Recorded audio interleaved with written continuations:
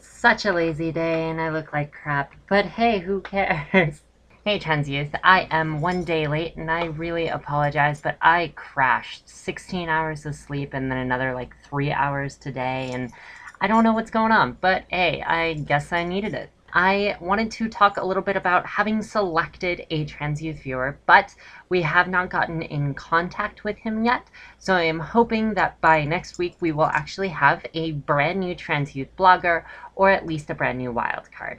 Having said that, we are still taking wildcard applications, and in the event that this doesn't go through, a Trans Youth vlogger position is still open, so feel free to take on that. And moving on to the actual topic, I've noticed a bit of a trend, which is actually really cool, and I kind of want to keep it going, as far as questions linking from week to week. And the previous week was about masturbation, a very sensitive topic to talk about in our communities, and talking about what trans youth does in the community at large. However, what we have not recognized just yet is exactly the age group of the people who are looking at us. On YouTube, there is a much, much larger population of people who are not out as trans, and much of the reason is because they may be too young. They're going through transition, and there is a whole bunch of teen trans youth people who are not being recognized. They're not able to start their transition, and they're looking at us in the hopes that they'll be able to do so soon. So I think that we should pay attention to them because they deserve just as much community and just as much support, and they deserve that outreached hand toward them. So I wanted to make this video about you guys, the people who are under the age of 18 or otherwise can't start transition.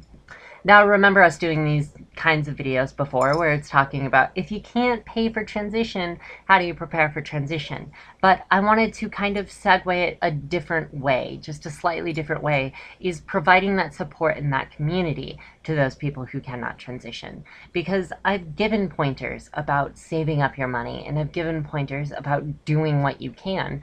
But honestly, you need to have a connection to the community in order to actually decide whether or not you want to do this. So that's what the topic is: how to handle your dysphoria and being trans when you can't do anything about it in an emotional and communal sense.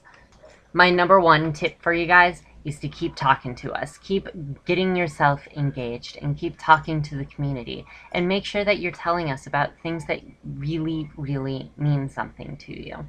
Being on YouTube is absolutely great and fantastic, but we also feel that by engaging yourself, it might make you feel a little bit better about your own dysphoria. Being able to hear our stories is great, and being able to connect to those stories is great, but you should also be getting that feedback and being able to hear what problems you are going through. I really hate this about my body, or I really hate thinking this every time this occurs.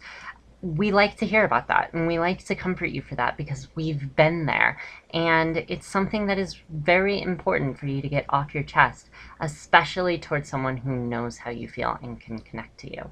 Number two is researching. Research, research, research. I say this all the time, but it made me feel so much better when I didn't have the means to come out, when I didn't have a way of telling anyone how I felt.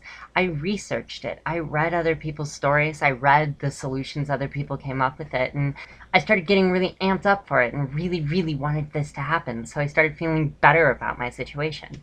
Third is to get involved where you can. Go to your local LGBT center and tell them that you are trans, you're not able to start just yet, you haven't come out to your parents or anything like that, but you would like to volunteer.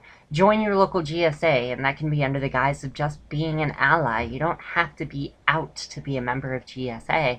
And make sure that you have those people to connect to, and on an emotional level, make sure that they know who you are.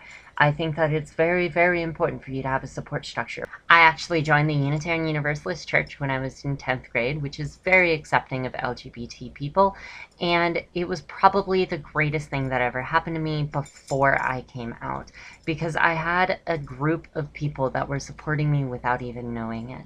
They were telling me that what I was thinking was okay, and they were telling me that the pain would diminish and it would go away, and it inspired me to act and be who I was. It helped me come out, and it gave me that strength and that power. So I definitely suggest Help out wherever you can, even if it means hiding yourself. They'll still support you about it all. Being a youth and being LGBT is very difficult. People get bullied all the time, and I wanted to spend a little segment of this video talking about this issue because it's a huge issue. Being bullied in your schools for being gay, bi, transgender, anything of the sort is a very difficult thing to go through, and it stunts our growth as people. You could be stuck in the closet very depressed and not wanting to live because someone else was being bullied for being gay. You get affected by the environment that you're living in, and I think that being able to help that and being able to, as a youth, know that it gets better and help people make it better right there is very important. So I want to say, as a little tag on to number 3, getting help and everything, is to advocate. Make sure that you get these programs in schools. Take a safe zone training that's open to the public. It's not just for your school teachers and faculty, it's also for your students. Be a part of the GSA as an ally. That's what it's for, Gay Straight Alliance. And be sure that you are around a lot of people who will accept who you are rather than bully you for it or prevent you from coming out or make you feel worse. And I just wanted to say that because I know that a lot of youth do struggle with this and they do have trouble. They hear the It Gets Better campaign in dozens of people, but the truth is that it does. And I want you guys to not just believe those words, but make it truthful to yourself. Go out and try and make it better for everyone else. So I wanted to recognize to all of you that I now consider Trans Youth Channel not to be a channel of opinions, but a community of opinions. So post your comments down below or send us video requests. Feel free to PM us personally or at the Trans Youth Thing, or email us at transyouthchannel@gmail.com. Thanks, guys. I'll see you soon. Bye.